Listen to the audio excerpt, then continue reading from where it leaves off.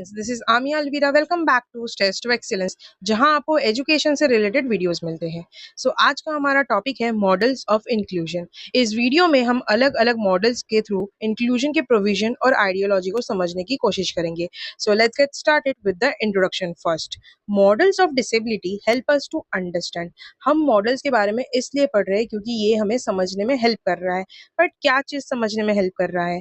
And define impairment, यानी कि impairment को समझाने में और उसको डिफाइन करने में हेल्प कर रहा है। For which government and society can devise strategies to meet the needs of disabled people. See first of all हम इतना तो समझ गए हैं कि डिसेबिलिटी और डाइवर्सिटी क्या है और इंक्लूजन का मेन एम क्या है।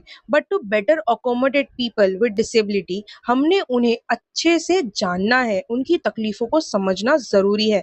तभी हम ये समाज और सरकार उनकी मदद कर पाएगा।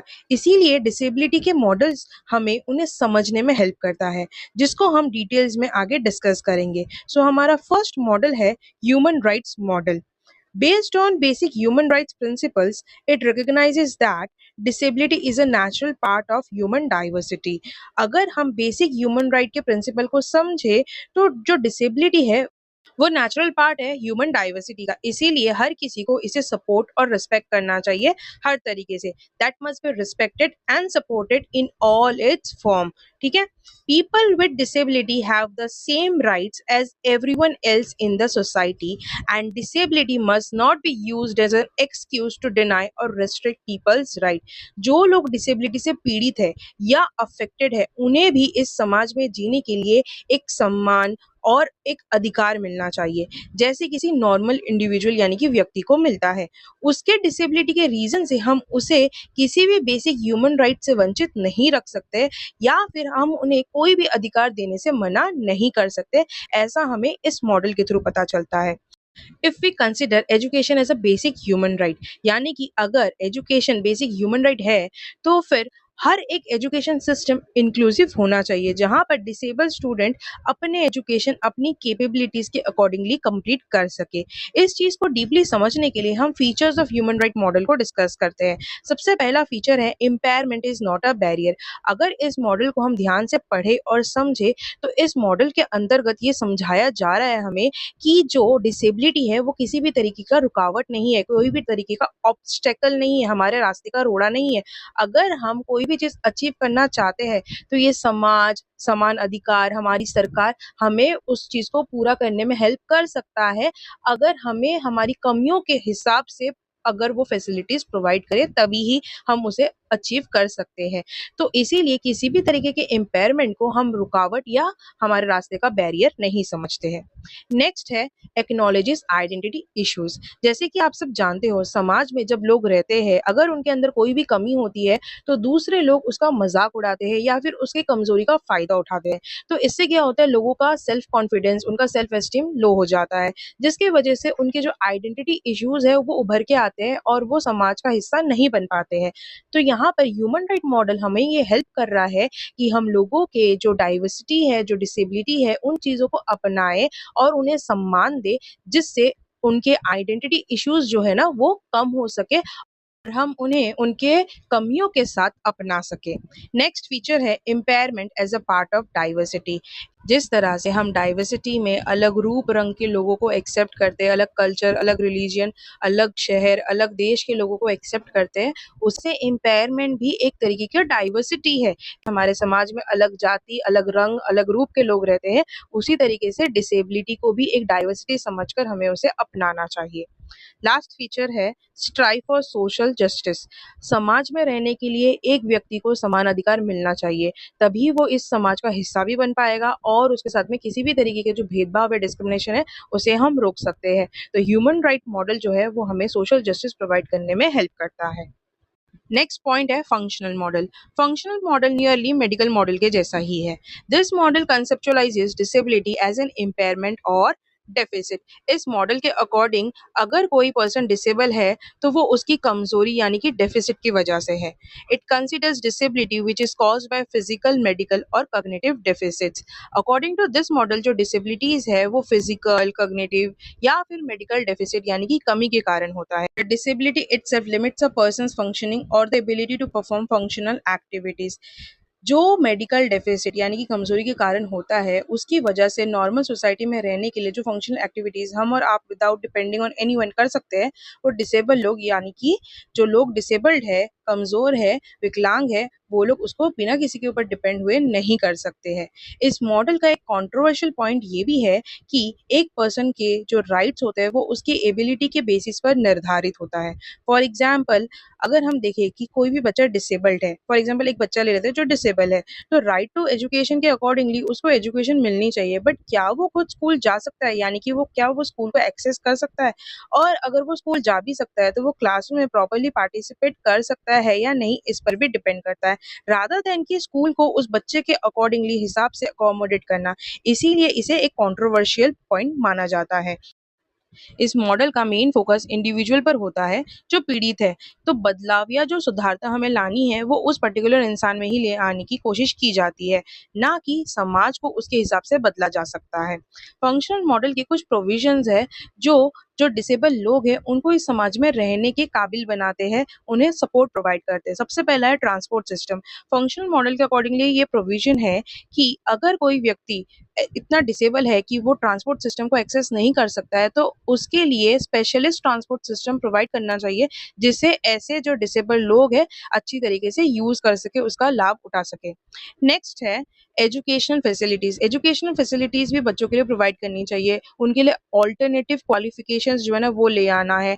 फिर उनके लिए जो स्कूल है वो अच्छी तरीके से वेल फर्निश्ड तरीके से कंस्ट्रक्ट करनी है, उसका इंफ्रास्ट्रक्चर ऐसे बनाना है कि डिसेबल बच्चा उस चीज़ को अच्छी तरीके से एक्सेस कर सके, उसे कोई भी प्रॉब्लम ना हो एक प्लेस से दूसरे प्लेस पर जाने के लिए। फॉर एग्जाम्पल गेट से क्लासरूम की तरफ जाने के लिए उसे कोई प्रॉब्लम नहीं होनी चाहिए, क्लासरूम से निकलकर वॉशरूम जाने के लिए उसे प्रॉब्लम नहीं होनी चाहिए, वॉशरूम प्रॉपर तरीके से अकोमोडेटेड होनी चाहिए। क्लासरूम के अंदर जो ब्लैक बोर्ड या सॉफ्ट बोर्ड का इस्तेमाल किया जाता है, वो भी बच्चों के डेवलपमेंट और लर्निंग स्टाइल का ध्यान में रखते हुए यूज़ होना चाहिए। नेक्स्ट प्रोविजन है अकोमोडेटेड वर्क प्लेस। हम इस सोसाइटी में सरवाइव करने के लिए क्या करते हैं? कोई भी जॉब या बिजनेस, सो दैट हम अपना खर्चा खुद उठा सके, अपनी रिस्पॉन्सिबिलिटीज खुद उठा सके, किसी पर डिपेंड ना होना पड़े for our basic needs. Similarly जो डिसेबल्ड लोग हैं उनको ऐसा वर्क एनवायरनमेंट हमें प्रोवाइड करना चाहिए जहां वो इजीली काम कर सके, उसे उसके डिसेबल्ड होने की वजह से कहीं पर कोई भी रुकावट का सामना ना करना पड़े। इसका एक बहुत बड़ा एग्जाम्पल है पैरालंपिक गेम्स। ये एक ऐसा स्पोर्ट्स कंपटीशन है जिसमें अलग-अलग देश से डिसेबल्ड लोग पार्टिसिपेट करते हैं। वो ऐसा क्यों कर पा रहे हैं बताओ तो? वो इसलिए क्योंकि हमने उन्हें मौका दिया है, उनकी कमियों को ध्यान में रखते हुए उन्हें सारी सुविधाएँ दी गई है, तभी वो सब आज एक सफल खिलाड़ी बन पाए हैं। सो अगर हम डिसेबल्ड लोगों को जो वर्क प्लेस है या जो वर्क अपॉर्च्युनिटी है समाज में, अगर सही तरीके से अकोमोडेशन कर सके उनकी कमियों को ध्यान में रखते हुए, तो वो भी हमारी तरह एक सफल ज़िंदगी जी सकते हैं। नेक्स्ट प्रोविज़न है कम्युनिकेशन टूल्स। इस समाज का सबसे बड़ा हथियार है कम्युनिकेशन। अगर हम एक दूसरे से सही तरीके से कम्युनिकेट कर पाएंगे, तभी हम सक्सेसफुली इस समाज में जी सकते हैं। तो कम्युनिकेशन का डिसेबिलिटी से क्या लेना देना हो सकता है? फॉर एग्जाम्पल आप एक ऑफिस में काम कर रहे हो और आपके साथ आपका जो कलीग है वो पार्शियली विजुअल इम्पेयर्ड है, दैट मीन्स उसकी जो विजुअल मतलब देखने की जो क्षमता है वो नॉर्मल लोगों से काफ़ी कम है। तो ऐसे केस में अगर आप एक कोई भी इम्पोर्टेंट ईमेल वगैरह सेंड कर रहे हो, तो मेक श्योर कि जो उसका लेटर का जो साइज़ है, फ़ॉन्ट साइज़ है, इतना बड़ा हो, सफिशिएंट हो कि साथ ही में जो डिसेबल्ड लोग हैं वो उसे अच्छे से देखकर पढ़ सके।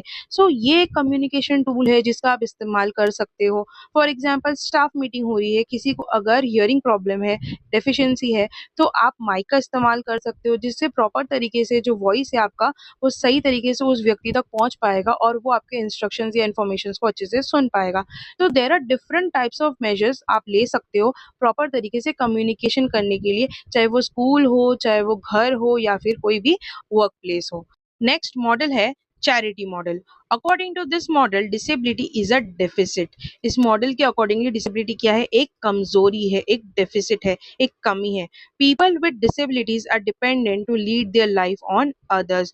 जो लोग डिसेबल्ड है उन लोगों को दूसरे लोगों के ऊपर निर्भर करना पड़ता है अपनी जिंदगी को जीने के लिए। चैरिटी मॉडल डिसेबल्ड लोगों को विक्टिम समझता है जिनके ऊपर हमें दया करनी चाहिए।